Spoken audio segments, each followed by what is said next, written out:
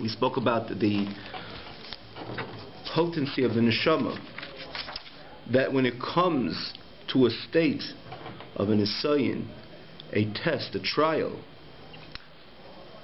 associated with the faith in Hashem Echad, the oneness of Hashem, so it wakes up and it stands in full expression. It stands in full manifestation. As he brings different psukim which demonstrate this idea, to the extent that even harim kadei nagmasu, mountains, things which seem to be intimidating, melt away in the face of this godly energy which exists within the neshama when it comes to this test of Achdus Hashem. In other words, chas v'shalom, not to renounce the oneness of Hashem.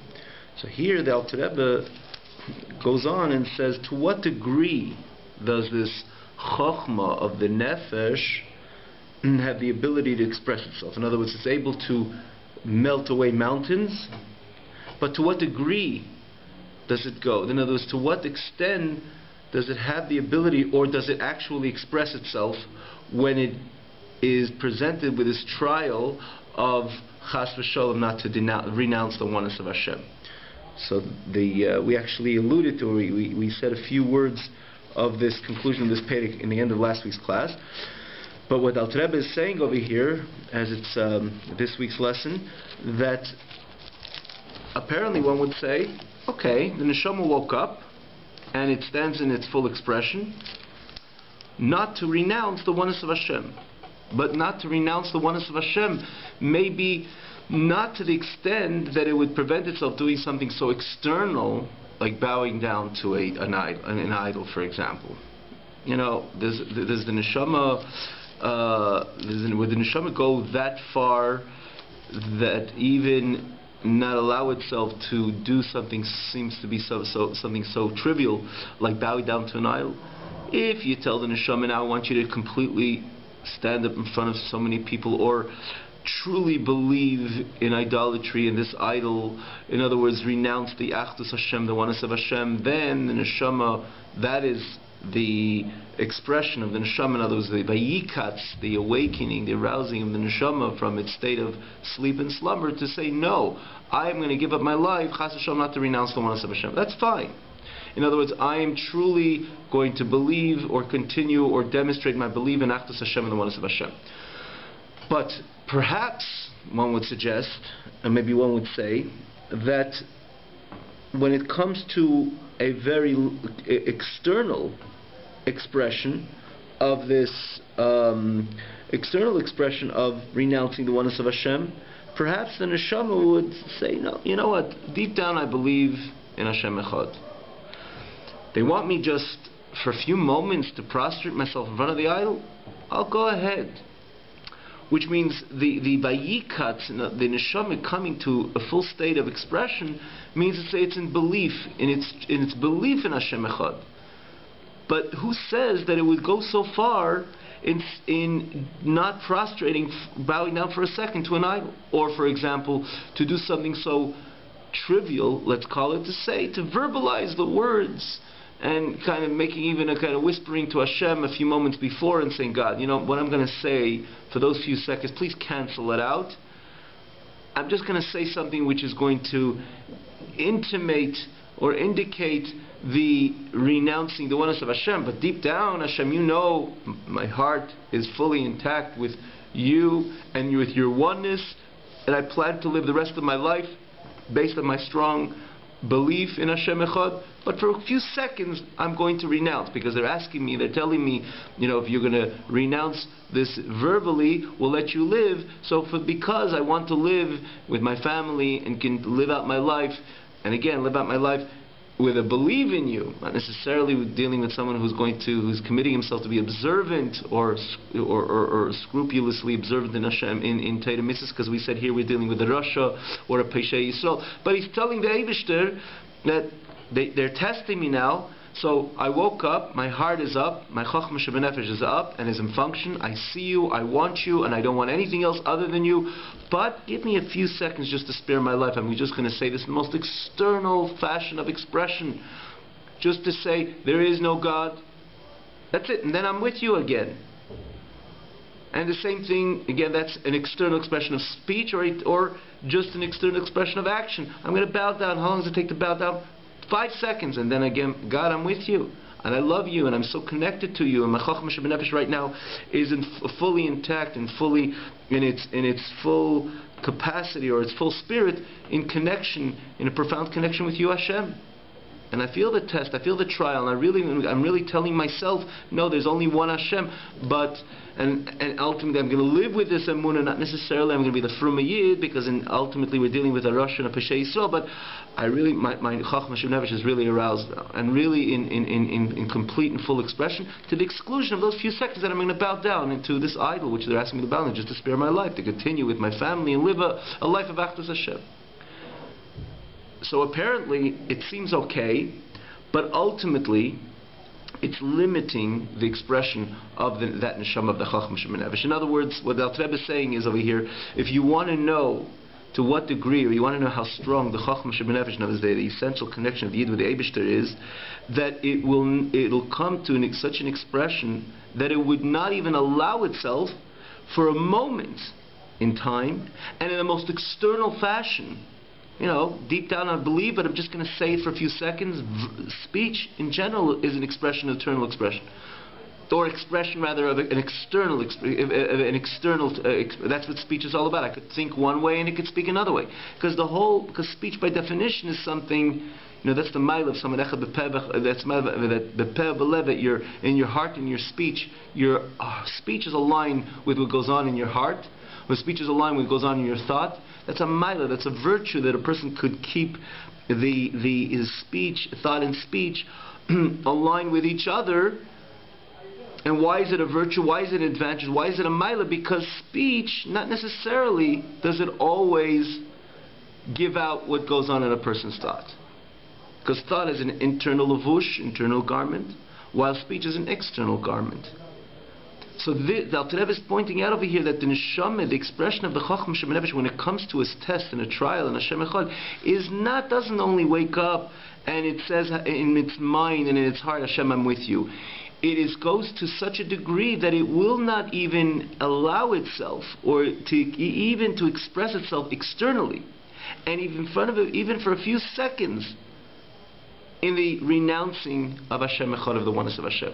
To the extent that they tell this person, who's again even a Rosh and a Peshay Yisrael, the days are in the context of his overall conduct, if you're going to say the words, there is no God, you're going to renounce the oneness of Hashem, we are going to let you live. If you're going to take those, if you're going to continue and be persistent and announce and proclaim the oneness of Hashem, we're going to kill you. The moment the neshama comes to such a state, to such a test, to such a trial, it is ready to go as far as allowing itself to die, to completely expire, not even to take those few seconds and express the renouncement of Hashem, even in the most external way of expression, in speech. And more than that, not only in speech, which again, speech in comparison to action is also more internal. Action is totally external. Like even an animal can move a table, a man can move a table, an animal can't speak. Right? Because speech, in the end of the day, is a symbol of the wisdom of man, or the superiority of man over all of creation. So speech, in comparison to thought, is also external. And the Yid's neshama won't allow himself, chas v'sholom, to verbally renounce the oneness of Hashem. Action is even more external than that.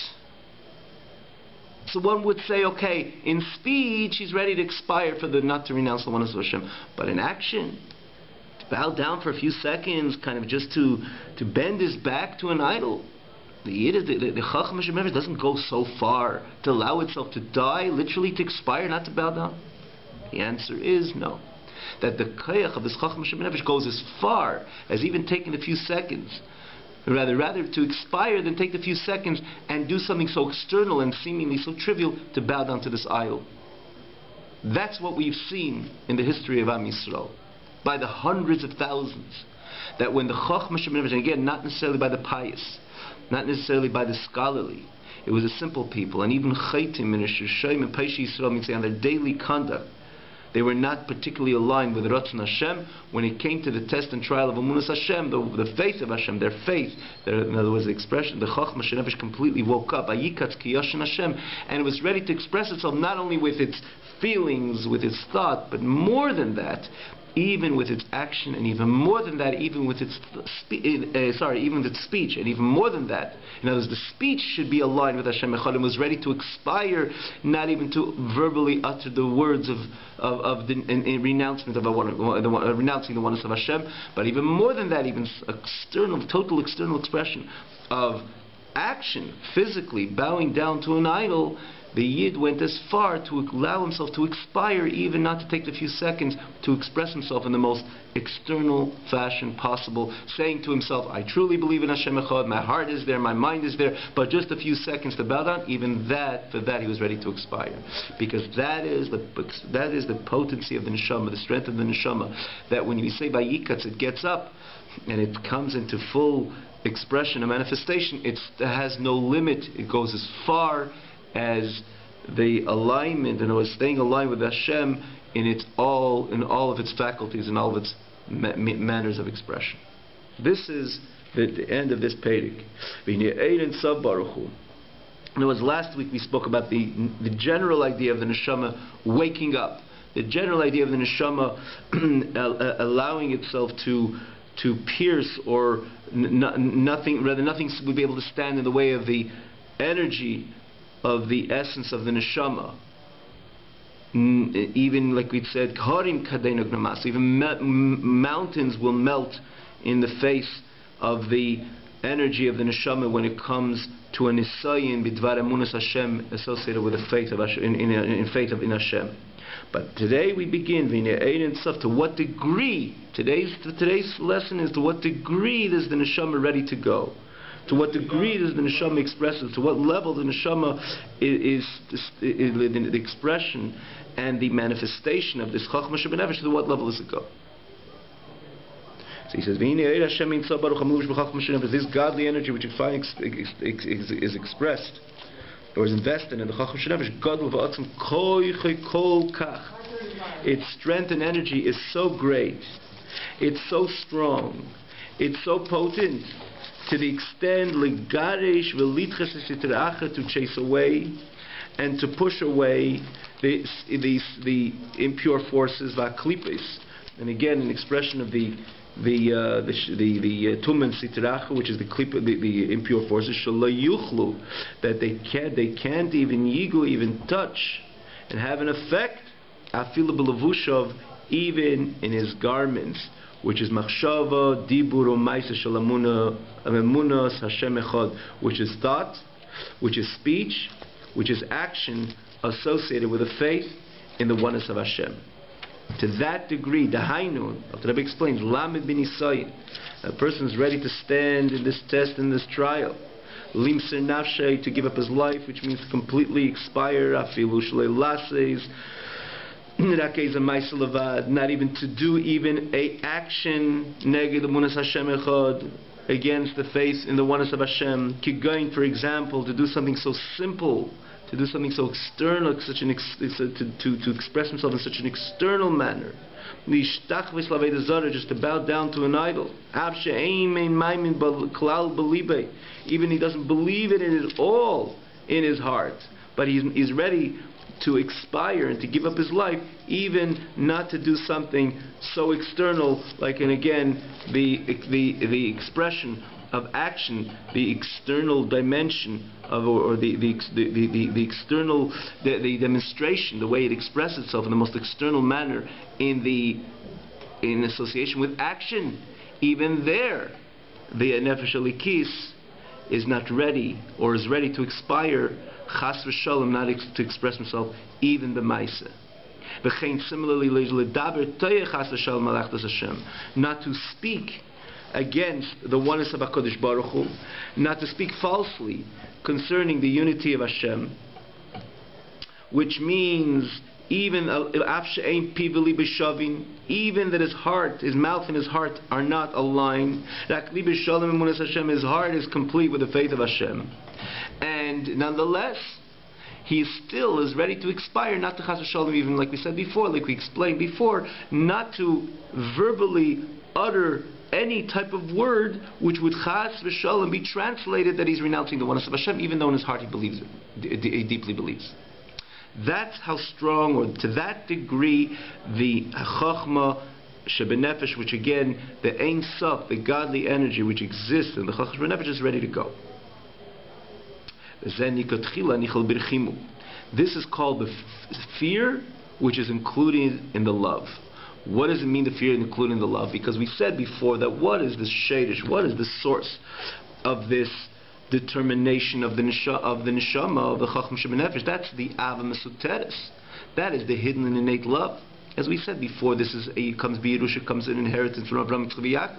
That every yid has this ava, every yid has this love to HaKadosh Baruch Hu. The only thing is, it's called mesuteres. It's hidden because it's hidden, unfortunately, in the levush sak, and the garments and the layers of impurity which the person brought upon himself as based on his overall conduct as a non-observant yid, or someone who's not 100% aligned, or generally is not aligned with Ratzon Hashem, and therefore he created these different layers of impurity which cover over this ava, over this love. And therefore this love doesn't usually stand in a state of expression and manifestation. That's why it's called ava mesuteres. It's hidden. But the whole time we're talking about love and love and love. In other words, this is the ava which came from Avraham Avinu and from the Abbas and so on. And all of a sudden you're dealing with a fear not to deny the one, not to renounce the oneness of Hashem. Where does fear come in here? So the Alter Rebbe says that it goes together. Because he has such a love to HaKadosh Baruch Hu, and the love is so powerful and potent, therefore he fears not to do anything which is going to go against, or is not going to be aligned with his ava, with his love to HaKadosh Baruch Hu. That is the bar tchilu, because here you're dealing with fear. I will not chas v'shalom utter the words, or utter any word which is not aligned with Achdus Hashem, with renouncing the oneness of Hashem. So apparently that's associated with fear. I will not bow down to this Avodah Zarah, to this idol, even b'maisa, even for a few seconds, and again I won't bow down even expressing myself externally. Actually, in action.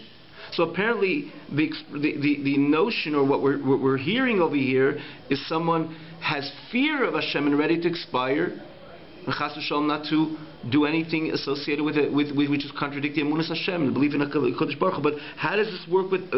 Aren't we dealing with love, affection? The Alter Rebbe says, true, this is the fear which is included in this love. Because you have because he has this innate natural love, again, which exists with his neshama, with his godly soul, which exists by all Yidden, that its desire and its determination by nature is to cleave in its source and in its root, which is Ein Sof Baruch Hu, which is the infinite light of Hashem. Because of this love and because of this fear, because of this love and this desire, it fears and it trembles and it has awe, this awe within its nature, min goya, to even touch, even in the very edge of the impurity of idolatry, which is against the oneness of Hashem. And to what degree, even in its external garments, which is speech or action, without any heart faith in his heart at all. Which means that this is the idea, just like when you love somebody, you fear to do against this person's will and wish and desire. So what is overwhelming is the love. You love this person, and that is what stands on the surface, but because as a result, as a derivative of your love to this person, hence you fear to do anything against what this person would like. So again, on the overall, what is the driving force behind this determination of this neshama to stand 100% aligned with HaKadosh Baruch Hu when it comes to this nisayin, when it comes to this test in emunas Hashem, is the love. Is the innate love has to HaKadosh Baruch Hu. In other words, it wants to stay with HaKadosh Baruch Hu, wants to cleave to HaKadosh Baruch Hu, wants to be one with its own source, which is the Ein Sof, which is the infinite light of Hashem, blessed be He. Consequently, and again, as a derivative of this love, as an expression or a consequent to this love, it fears to chas v'shalom touch anything which is against Hashem Echad, which is a tumah avodah zarah, the impurity of idolatry. And the lashon al Rebbe is biktsei avodah zarah. There's a table, and then there's the end of the table. Someone says, "Don't touch the table." Okay, this would be a violation, but this, no, maybe not. But someone who really wants to be an obedient, and if he wants to be, in other words, obedient person, if he's told not to touch the table, or he knows that this table you can get electric shock or electrified, or sorry, you could become the electric shock, for example. You touch this table, right? You get electric shock, touch the table, so you wouldn't even touch even the end of the table because it's harming. Or someone tells you not to touch, someone who you love tells you not to touch it. Or you find a connection between the person or the command, which you're commanded to, again, in this context, not to the table, with the person who commanded you to do so or not to do so. So then you're going to stay away from not only the center of the table, but even the end of the table. They could say the end of the table, in this case also. The Yid is so connected to Emunah, to Hashem Echad, to the oneness of Hashem. His Chacham bin Chacham Shemenev, his Emunah, his faith is so strong, and is so full of energy, that not only he won't touch the center of Avodah Zarah to demonstrate a heart renouncement of the oneness of Hashem, but even biktsei tumas avodah zarah, the very edge, which means to say to heart, I'm fully with you, Hashem, but even to verbally express in those few seconds, the words which would renounce the oneness of Hashem, he's also not going there. He fears even to touch that, and more so, even a step further, which is again action in the context of, in contrast to speech, which is a step further from the person. In other words, it's more more of an external expression. It's more the end of Tumas Avodah Zarah. Even there, he fears not to touch that. He's ready to expire, not to bow down for a few seconds to this idol, and literally give up his life. So this is the foundation, how the Alter Rebbe explains the Yid's connection, in other words, the Yid's demonstration of his Amunas Hashem, and he's ready, when he comes to this Nisayin, to this test of Amunas Hashem, he's ready to go all the way, and Alter Rebbe again in the end of the page, he can say to what degree he's ready to go. Now when we have this foundation, here the Alter Rebbe is going to start building in this 20th chapter. I don't think you have the 20th chapter. In the 20th chapter, the Alter Rebbe is going to start building the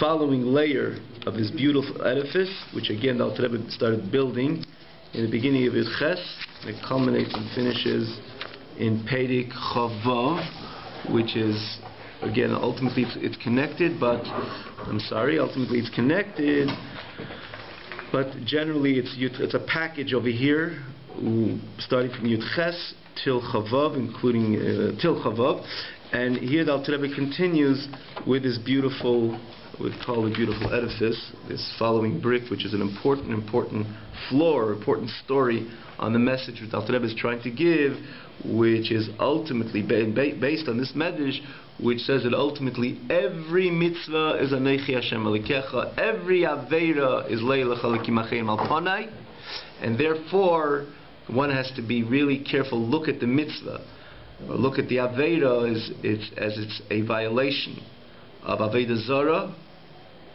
and therefore be'etzem we have the kayach to overcome every single aveira and to do every single mitzvah metech simcha, of joy and gladness of heart, with determination, and never move out of line. And again, in say mitzvah, say mitzvah. So again, once we understand it, how this idea comes out so clear when it comes to actual avodah zarah, here the Alter Rebbe will take it further to the klolus kol ha-Torah, as it fits into the entire Torah, as Torah is divided, similar to the first aseret, to aseret sedibris of Anechin Leilecha. Perek Chav, 20th chapter. It's known, right in the beginning of the 20th chapter. Behine mudazais. Yeah, got it? So it's known, it's known to all, the mitzvah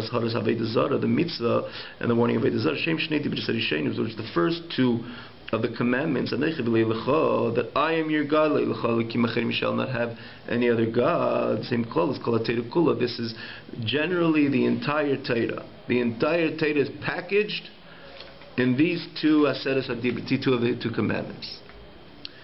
Dibur anechi, as this is the Chazal tell us. The Dibur anechi is the command of anechi kol ramach mitzvah say.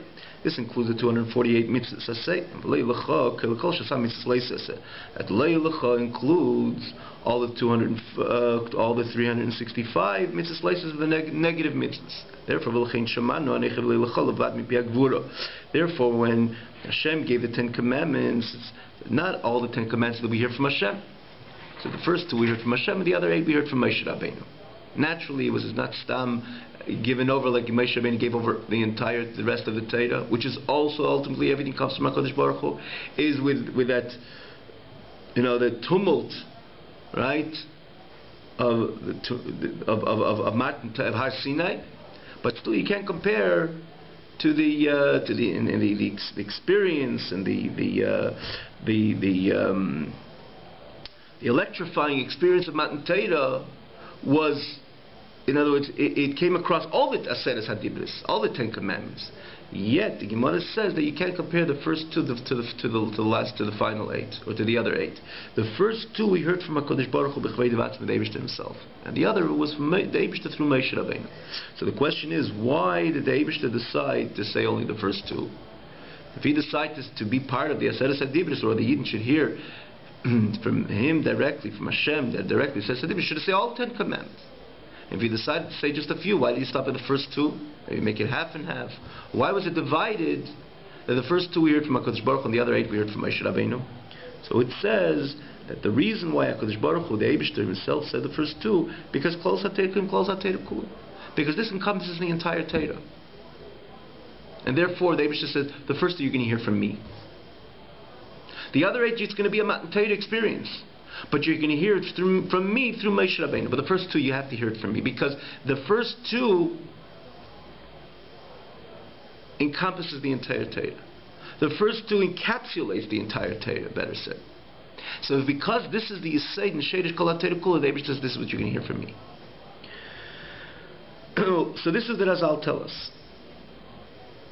So ultimately, what do we see over here? But the Alter Rebbe is going to explain with a beautiful explanation. But ultimately, what we see over here is that Razal is telling us that every single mitzvah is an every single aved is. So whatever we learned about the determination of the Yid when it comes to Avodah Zarah, ideally, conceptually, really is pertinent to every single mitzvah. And similarly, every single aveda. If every mitzvah is Avodah Zarah, every mitzvah is Anichei Hashem Alekecha, and every Aveda is Leilachim Alkein Machim Alpanei, in essence, whatever we learned about the previous, in other words, in the previous chapter we learned that when it comes to other mitzvahs, when it comes to the Avedas, this Rasha, this Pesha Yisrael, he doesn't see the direct connection to Aveda, to something challenging his faith. So therefore he's not so scrupulous with the mitzvahs, and he's not so careful with Avedas. When it comes to the test of Avodah Zarah, there he gets up, there he wakes up and nothing stands in his way. And he goes to the farthest extreme not to renounce the oneness of Hashem. But what about the other mitzvahs? When it comes to the other mitzvahs, you say that this person is not necessarily aligned with the Ratzon Hashem, Hashem's desire, and you see he's not particularly a Frum Yid, and that's why the Alter Rebbe classifies him as a Rosh and a Pesha Yisrael. But the Alter Rebbe says that's the way it is in his mind. But be'emes lamite, truly, conceptually, every mitzvah is Aneicha Hashem Alekecha. Every aveda is Leilachim Machim Alpanei. So if you think about it ideally and conceptually, the determination of the neshama to be aligned with Ratzon Hashem when it comes to Avodah Zarah relates to every single mitzvah and every single aveda. The problem with this person has, which we dealt with in this, which is not only this person, it could be in some level, in some subtle level, the story of all of us, is because this is part of the Ruach Shtus, is part of the spirit of folly which the Gemara deals with, which covers up over the emes. But the emes, our attitude to mitzvahs and our attitude to Avedas have to be the same way as our attitude to Avodah Zarah. Because this is what the Hazal tells us, that the reason why Hashem said, that we heard it, in other words, the Neibishter made sure that we heard it directly from him, is because the entire Torah, all mitzvahs are Neich Hashem Lekecha. But now let's try to explain it. The Rebbe says this is the way it is, but let's try to explain it. Once we understand it thoroughly, we'll be able to live with this.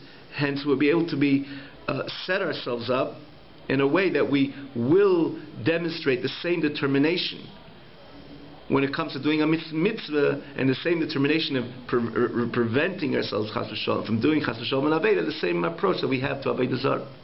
So levayir heitivin yizeh, to understand this thoroughly. So the Rebbe gives an introduction, and in other words, it's a longer introduction. With after the introduction, the culminating point will demonstrate this notion so clearly and vividly. So what is it? To understand this, we have to explain initially, in brief, when we speak about the oneness of Hashem, what is it when we say Hashem Echad? That He's called complete, He's one.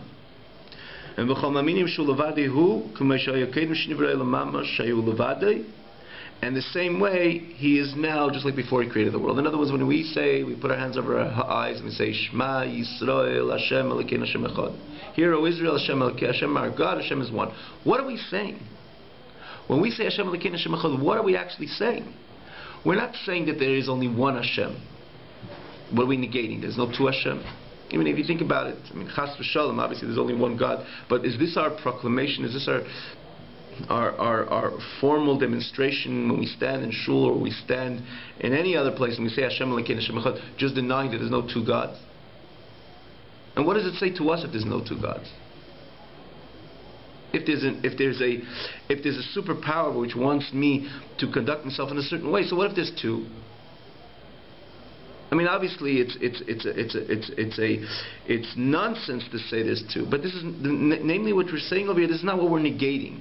To say there's no two gods or three gods. That's not what we have to stand and proclaim. Hashem Elokeinu Hashem Echad. Ideally, if you think, who cares? So there's two. Again, I'm just saying this, in just for argument's sake. Chas v'Shalom, Chachman l'Tzlan, to say there's more than one God. Obviously, Hashem Echad is. In the end of the day, they ain't sheni lay. There's only one God. But if you think about it, this is not the message which we demonstrate to ourselves and to the society around us. Hashem Elokeinu Hashem Echad. Doesn't seem like, just to negate that there's no two gods. Doesn't seem that that's the energy which stands behind the proclamation of Hashem Echad. And it truly is so. That's not what we're negating, that there's no two or three gods. Hashem Elokeinu Hashem Echad means, what we're saying is that there isn't anything else other than God. That's the Hashem Echad. And that's a total different message.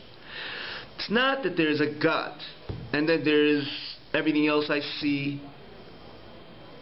around me. Hashem Echad means that this is a part of God and that is a part of God. Like the Gemara says about Hashem Echad, the Gemara says the Echad is a combination of three letters. Aleph and Ches Dalet. And the Gemara says that's the message of Hashem Echad. You see Ches and Dalet. Ches is the seven heavens. Zayin, Rekim, and Oretz. And you see the Dalet, which is the four corners of the world. You know what that is. That's part of the Aleph.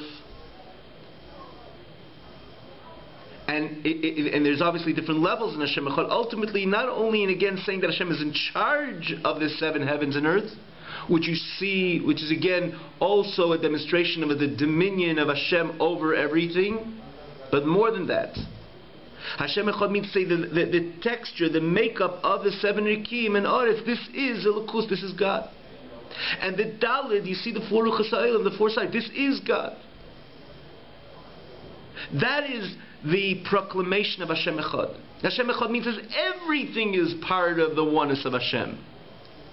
Not that there's God and there's something else, or like we say, maybe even He's in charge of that.